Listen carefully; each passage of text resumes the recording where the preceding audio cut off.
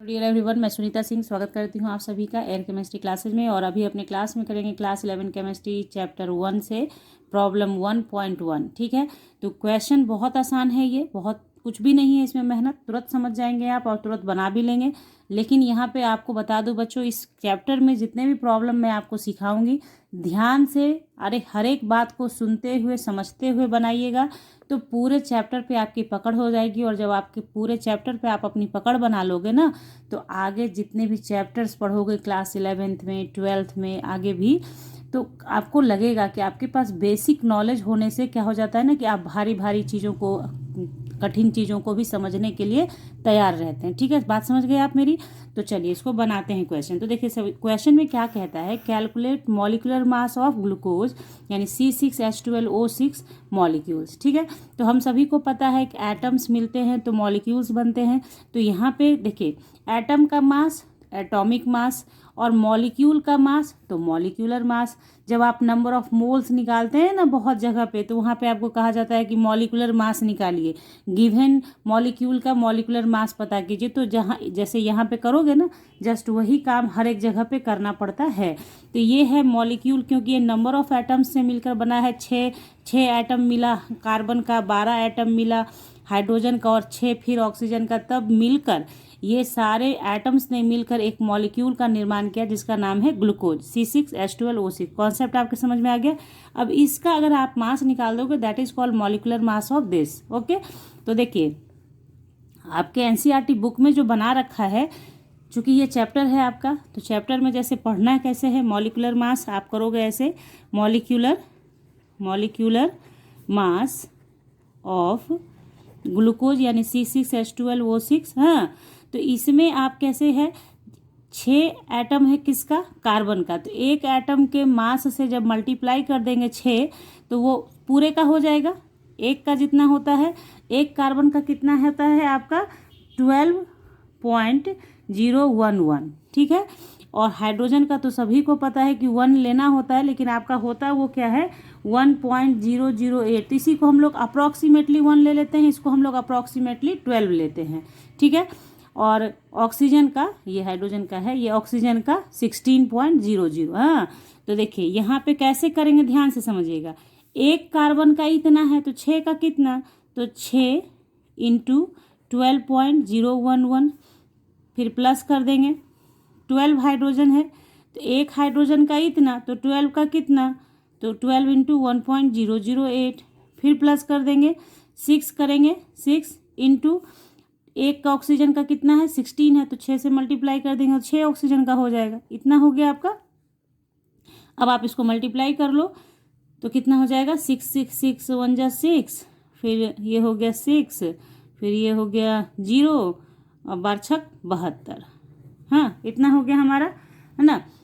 Plus फिर इसको इससे मल्टीप्लाई करो, है ना। तो इसको और इसको मल्टीप्लाई करने के लिए आपको थोड़ा सा देख लीजिए कैसे करेंगे आप। 1.008 है, अब इसको 12 से मल्टीप्लाई करना है, तो हो गया कितना मेरा, 8 दूनी 16, 1 0 पॉइंट नहीं देना अभी, हाँ 2। ओके, और उसके बाद फिर क्या करना है, 1 8 हो गया। ठीक है, ये 0 हो गया, फिर से 0 हो गया, फिर से 1 हो गया।